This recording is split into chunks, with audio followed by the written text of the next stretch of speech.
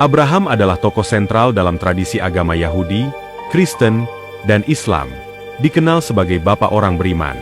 Dalam narasi utama, Abraham dikenal melalui pernikahannya dengan Sarah dan kelahiran Ishak, yang menjadi pewaris utama janji Tuhan. Namun, setelah kematian Sarah, Abraham menikahi seorang wanita lain, Keturah, yang seringkali terabaikan dalam pembahasan. Kisah Keturah dan keturunannya memberikan pandangan mendalam tentang kehidupan Abraham di masa senjanya, serta dampak garis keturunannya terhadap sejarah suku-suku di Timur Tengah. Keturah muncul dalam Kejadian 25 ayat 1 hingga 2, di mana dikatakan bahwa Abraham menikahi Keturah setelah kematian Sarah.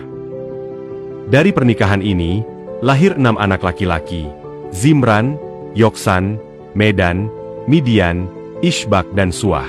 Dalam 1 Tawaris 1 ayat 32, Keturah disebut sebagai Gundik, namun beberapa sarjana menyebutkan bahwa Keturah awalnya adalah Gundik, tetapi kemudian menjadi istri resmi Abraham, berbeda dengan Hagar, ibu dari Ismail. Beberapa tradisi, termasuk kitab Yobel dan pandangan sarjana Alkitab seperti Richard Elliot Friedman, menyebutkan bahwa Keturah dan Hagar adalah individu yang berbeda, meskipun ada perdebatan. Pandangan ini mendukung perbedaan karakteristik dan garis keturunan yang dimiliki oleh masing-masing anak dari Keturah dan Hagar.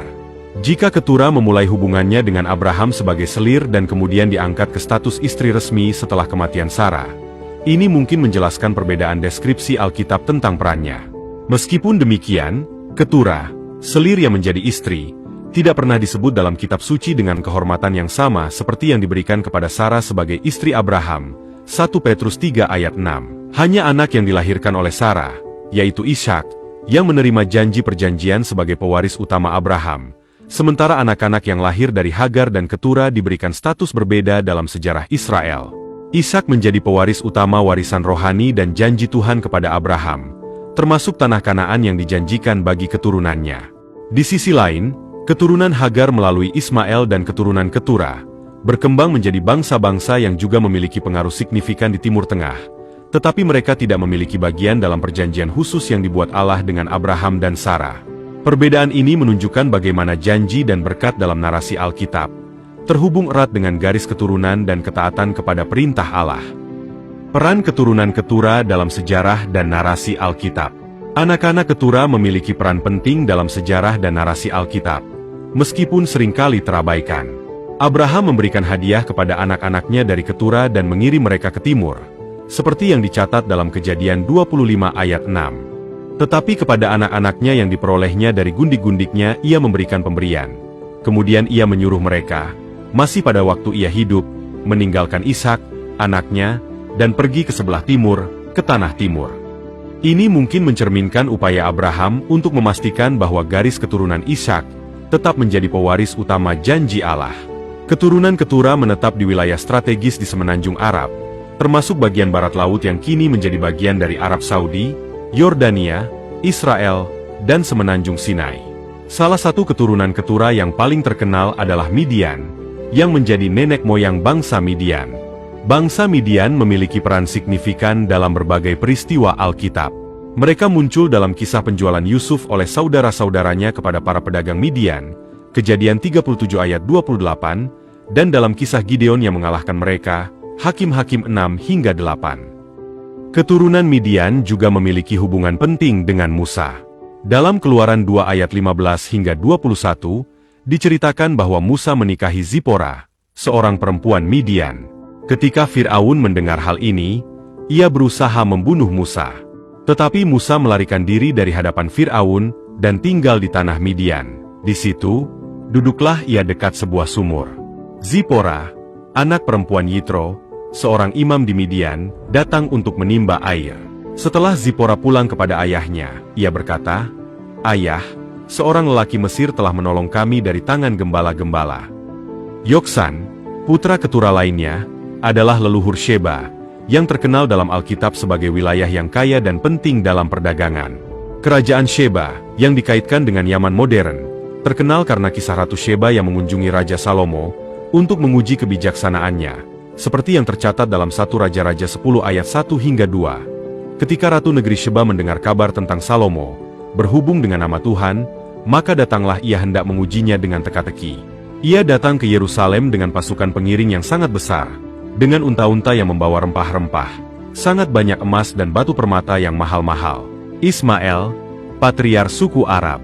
Ismael, anak dari Hagar, juga memainkan peran penting dalam pembentukan sejarah suku-suku Arab. Dalam Alkitab, Ismael dianggap sebagai patriark banyak suku Arab.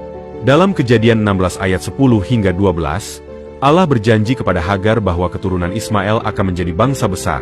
Lagi kata malaikat Tuhan itu kepadanya, "Aku akan membuat sangat banyak keturunanmu, sehingga tidak dapat dihitung karena banyaknya." Selanjutnya kata malaikat Tuhan itu kepadanya, "Engkau mengandung dan akan melahirkan seorang anak laki-laki dan akan menamainya Ismael, sebab Tuhan telah mendengar tentang penindasan atasmu itu.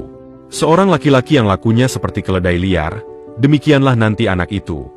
Tangannya akan melawan tiap-tiap orang dan tangan tiap-tiap orang akan melawan dia, dan di tempat kediamannya ia akan menentang semua saudaranya."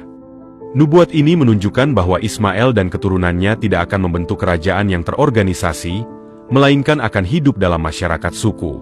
Ismael dinubuatkan menjadi manusia liar, yang berarti keturunannya akan hidup dengan gaya hidup yang lebih nomadik dan terpisah dari kerajaan-kerajaan besar. Hal ini mencerminkan kehidupan keturunannya yang lebih tersebar di antara berbagai suku Arab, tanpa membentuk entitas politik terpusat yang terorganisasi.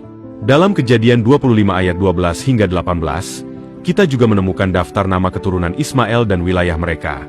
Inilah keturunan Ismael, anak Abraham, yang telah dilahirkan baginya oleh Hagar, perempuan Mesir, hamba Sarah itu. Inilah nama anak-anak Ismael, disebutkan menurut urutan lahirnya: Nebayot, anak sulung Ismael, selanjutnya Kedar, Adbeel, Mibsam, Mishma, Duma, Masa, Hadad, Tema, Yetur, Nafish dan Ketma.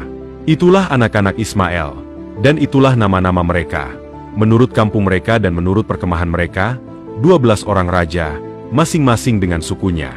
Mereka itu mendiami daerah dari Hawila sampai Shur, yang letaknya di sebelah timur Mesir ke arah Asyur. Mereka menetap berhadapan dengan semua saudara mereka. Warisan Ketura dan Ismael yang berkelanjutan. Meskipun Ketura dan keturunannya seringkali diabaikan dalam narasi utama tentang Abraham, pengaruh mereka terhadap sejarah dan budaya di Timur Tengah tidak dapat disangkal. Ketura dan keturunannya menambah dimensi lain pada kisah Abraham, yang tidak hanya terbatas pada garis keturunan Ishak, tetapi juga mencakup berbagai suku dan bangsa yang memainkan peran penting dalam sejarah Alkitab dan sejarah kawasan Timur Tengah. Keturunan Ketura berkontribusi pada keberagaman etnis, budaya, dan agama di semenanjung Arab. Mereka menetap di wilayah strategis yang penting dalam jalur perdagangan antara Asia, Afrika, dan Eropa. Keturunan Ketura berperan dalam memperkaya warisan budaya Timur Tengah melalui perdagangan dan interaksi antar suku. Ismael, sebagai patriark banyak suku Arab, memberikan konteks tambahan pada dinamika sosial dan politik di Timur Tengah.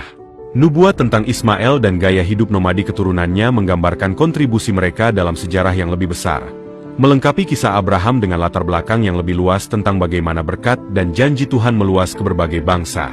Dengan memahami kisah Ketura dan Ismael, kita memperoleh gambaran yang lebih lengkap tentang warisan Abraham yang berlanjut melampaui garis keturunan Ishak. Keturunan Ketura dan Ismael tidak hanya menjadi bagian dari sejarah suku-suku di Timur Tengah, tetapi juga menjadi bagian dari narasi yang lebih besar tentang bagaimana berkat dan janji Tuhan melalui Abraham menjangkau berbagai bangsa dan memengaruhi sejarah dunia.